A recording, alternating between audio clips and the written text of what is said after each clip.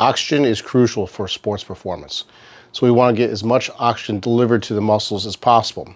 And now how do we do that? How do we improve oxygen delivery? That's through something called CO2 tolerance. So there's something called the Bohr effect. So this is the idea that the more CO2 builds up in the bloodstream, the more it pushes oxygen off or scrubs off the oxygen from the hemoglobin and delivers to the tissues. That's the Bohr effect.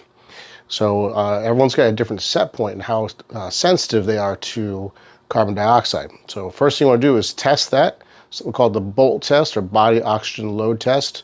It's a simple test. All you do is breathe a few times normally in through the nose, out through the mouth. At the end of one of your exhales where you have that natural pause, pinch your nose closed and count in seconds how long you can hold your breath for.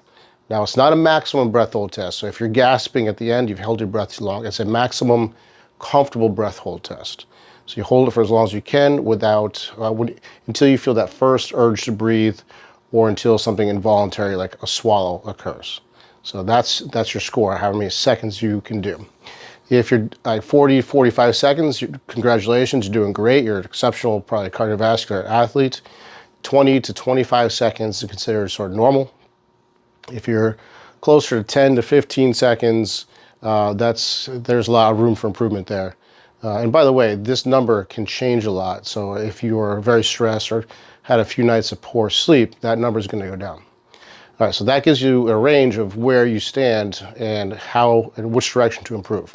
So two things I like to do to improve it are box breathing and doing some form of cardio with nasal breathing. So box breathing is a 4-second inhale, 4-second breath hold, 4-second exhale, 4-second breath hold, repeat.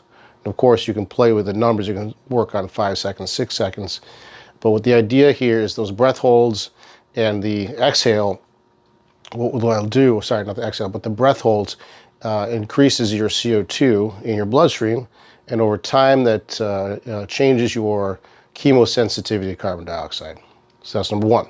Number two would be cardio, nasal breathing only. So what I like to do is I get on a rowing machine. It's just my preferred piece of equipment for cardio. And I will do what I can. I start off with 6 minutes and only go as hard as I can while only nasal breathing. And I'll look at how many meters can I row in 6 minutes and start to track that. And over time, you should be able to improve how many meters you can go in that time frame. Then from there, you can start to pick up how many minutes you do. Now, if you stick with that and you do that for a couple weeks, you should expect about a 3 to 5 second increase in your BOLT score.